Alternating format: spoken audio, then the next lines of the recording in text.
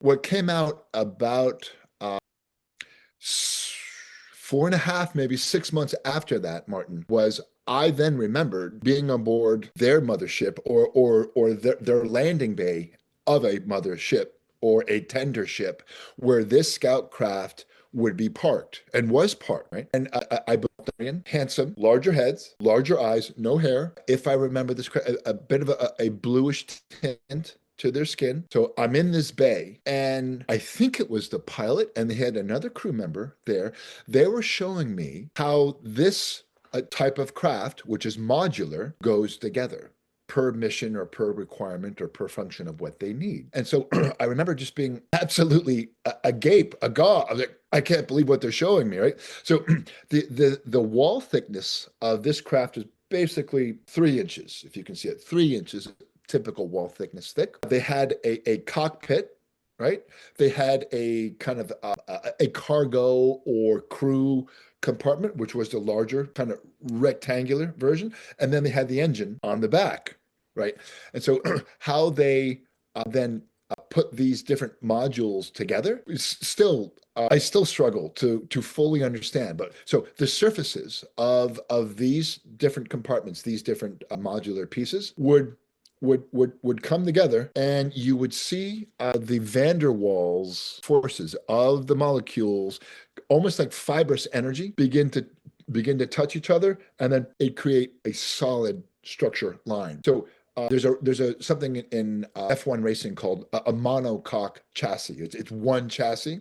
Well, they would take three different pieces or multiple pieces and create a solid monocoque structure from that, because they would all come together, and you would hear it go, bing, and then it becomes solid. So that's how they were structurally putting all of this together. And this was also the same race that showed me, and I think it was a different visit. I might be wrong. Again, the really difficult and frustrating part is your mind is compartmentalized. You do not remember or are allowed to remember entering and exiting a StarCraft. These are the same group that showed me how they materialized. So the the the the definition between physical reality and time and dimension and energy at their level of technology and consciousness and ability to affect becomes a bit blurred. And when you are on a starcraft, not only are you or your consciousness is beginning to resonate and expand towards the state of the star people that are on board. Most starcraft are transdimensional, and I've shared this before. They're bigger on the inside than the outside, but that also has dimensional effects on your physicality and, more importantly, your consciousness. And I'll go a couple of steps further. Different rooms in a starcraft, and most especially a mothership, will have different dimensional characteristics, capabilities. There are things on a starcraft you will not cognize because you're not understanding it. Alex Collier will speak to this, that sometimes he'd be on the mothership and his escort would be with him, and also the escort would grab him on the shoulder so he wouldn't fall off of a very high walkway he was on, but didn't understand he was on a walkway. So this is sounding a bit esoteric, a bit obscure. I'm not trying to be obtuse.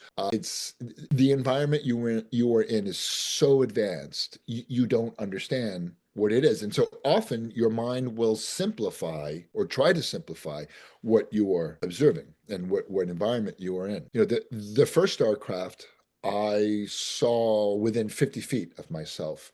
That was on 21 May 2010, just before I married Susanna. A craft, as I've shared with you before, parked over the ridge line of my house. I was like, oh, holy crap.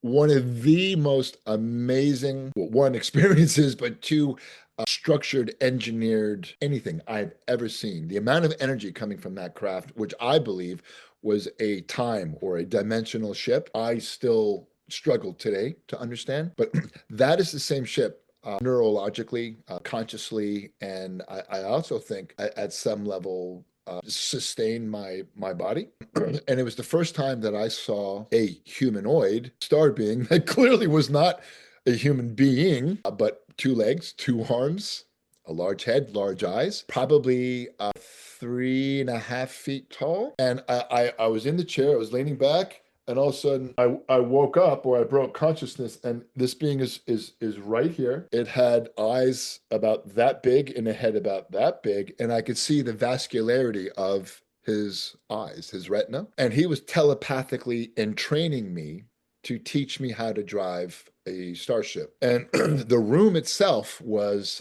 it was rather large. I would say that the ceilings were at least 20 feet tall. If I recall it correctly, they were basically a parabolic, the walls that then touched the ceiling. I was looking, or the pilot's chair was like this, and I'm looking against a back wall about 25 feet away from me.